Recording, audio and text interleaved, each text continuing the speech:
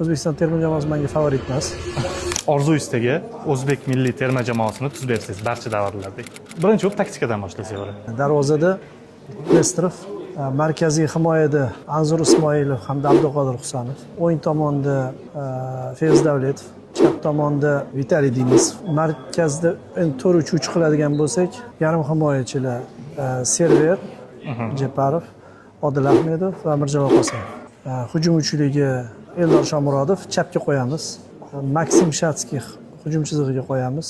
Sof o'ng tomonga mayli Aleksandr Geynrix qo'yamiz. Zo'r jamoa. Bularga kim murabbiylik qiladi? Bularga murabbiy Rauf Inilev. Siz uchun bu yilgi jahon chempionatida top 3 ta favoritlar O'zbekiston terma jamoasidan tashqari. O'zbekiston terma jamoasi menga favorit emas.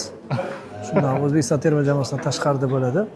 Birinchi Ispaniya, keyingisi Fransiya terma jamoasi, Angliya yo Argentina.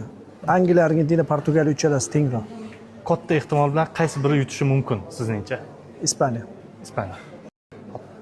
Siz uchun O'zbekiston milliy terma jamoasida butun davrlarni olsa ham bo'ladi. Siz uchun top 3 ta eng zo'r o'yinchilar. Top eng zo'r o'yinchilar bu birinchi Mirjalol Qosimov, keyingisi Odil Ahmedov, uchinchisi Eldor Shomurodov. Oxirgi savolimiz, bizning milliy terma jamoa qaysi bosqichgacha boradi jahon chempionatida?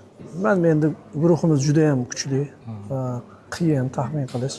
Lekin shu guruhdan chiqsa xursand bo'lamiz.